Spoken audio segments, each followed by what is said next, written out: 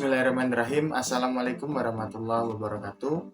Kembali lagi berjumpa dengan saya, Septian, terapis CM yang sudah berlevel master instruktur. Pada kesempatan kali ini, saya akan memberikan tips yang luar biasa yang kami pelajari di keilmuan terapi kabuyutan Bawa Datala. Yang dimana keilmuan ini atau tips ini, begitu kita tidak menerapkannya, maka bisa merubah dari orang yang tadinya sehat menjadi sakit.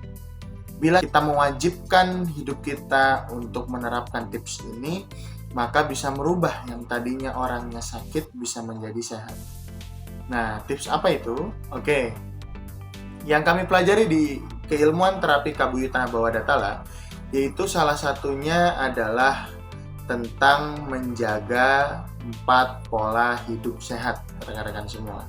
Nah, 4 pola hidup sehat itu yang pertama dimulai dari pola makan. Yang kedua itu adalah pola minum. Yang ketiga itu adalah pola tidur. Yang keempat ada pola pikir. Nah, mungkin pada kesempatan yang berharga ini saya akan membagikan tentang yang namanya pola pikir.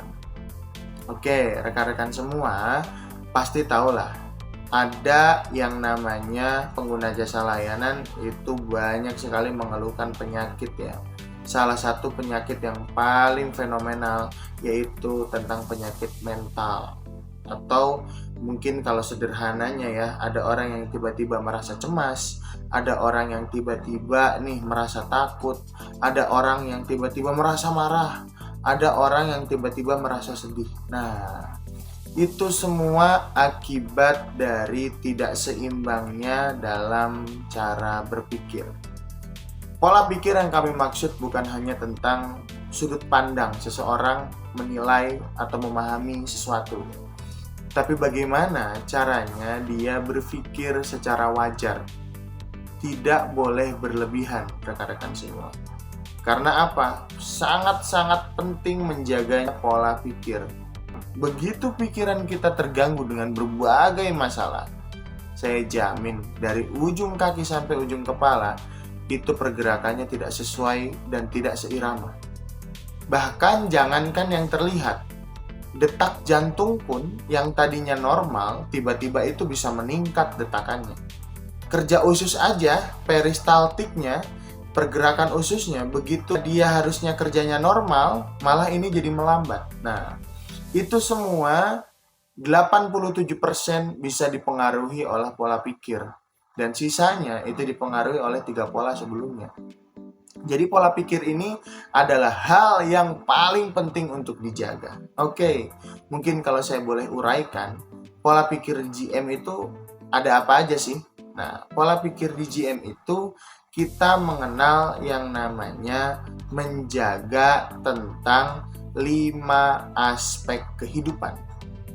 Nah, 5 aspek kehidupan yang pertama yaitu bagaimana pola pikir kita bisa menerima yang namanya aspek spiritual tentang hubungan manusia dengan Tuhannya. Jadi tidak boleh kita berpikir bahwa kita itu tidak memiliki Tuhan, gitu. Bahwa semuanya itu pasti berasal dan akan berakhir kecuali Tuhan Sang Maha Pencipta. Nah, itu pola pikir yang harus kita jaga. Yang kedua adalah aspek sosial, di mana pola pikir kita harus kita gerakan untuk yang namanya sosial, yaitu mau untuk mengenal orang lain. Karena sejatinya manusia itu tidak bisa hidup tanpa orang lain, bener gak? Jadi misalnya nih, kita hari ini pengen makan, kan gak mungkin kalau kita makan nggak ada masakannya. Nah, kalau kita nggak bisa masak kan berarti kita butuh chef. Oke, mungkin kita sudah bisa masak, tapi apakah bahan mentah itu langsung jadi? Kan tidak mungkin ya rekan-rekan. Intinya ketika kita butuh nasi, pasti butuh beras. Nah, beras itu kan tidak ditanam kemarin, tapi ditanam melalui proses. Nah, proses itu kan memerlukan orang yang memantaunya, yaitu petani, kayak gitu rekan-rekan. Nah, kita sebagai makhluk sosial atau manusia ini tidak bisa hidup sendiri. Kita harus bergantung kepada orang lain. Nah, lalu aspek yang ketiga, pola pikir tentang yang namanya mengembangkan mindset atau yang bisa disebut dengan edukasi atau pengetahuan.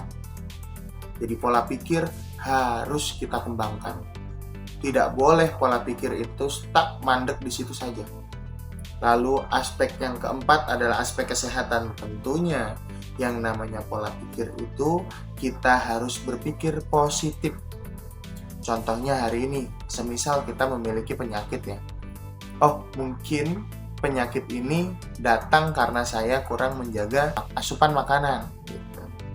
Atau pola pikir ini kita arahkan supaya memikirkan hal yang positif. Jangan sampai ketika datang penyakit kita menyalahkan, wah kayaknya gara-gara si dia nih saya sakit nih, kayaknya saya diracun nih. Nah, jadi kita itu harus memenuhi aspek kesehatan. Pola pikir harus masuk dan harus bisa menguasai aspek kesehatan kita. Lanjut, di aspek kelima yaitu aspek finansial, di mana aspek finansial ini sangat-sangat mempengaruhi pola pikir rekan-rekan semua. Pastinya ketika kantong kita kosong, pola pikir kita amburadul. Nah, makanya rekan-rekan semua, tips and trick dari saya yaitu ketika kita berada dalam kondisi apapun, dalam situasi apapun, tetaplah berpikir tenang. Tarik nafas yang dalam, rileks, rasakan semuanya seperti mendukung apa yang kita lakukan. Mulai dari udara yang di sekitar kita, mulai dari suasana yang di sekitar kita, agar kondisi pola pikir kita itu tenang dan rileks. Jangan sampai kita terlalu memikirkan sebuah masalah, karena masalah itu kalau kita memikirkan terus-menerus, bukan akan menimbulkan solusi, tapi akan menimbulkan masalah yang lain. Maka dalam tips yang terakhir, yaitu menjaga pola pikir, kita harus bisa memikirkan solusi, bukan memikirkan masalah.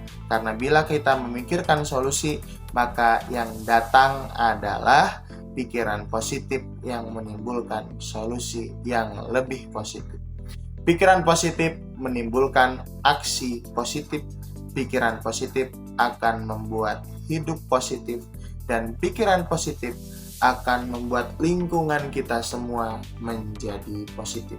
Mungkin itu saja dari saya, kurang lebihnya mohon maaf. Wassalamualaikum warahmatullahi wabarakatuh.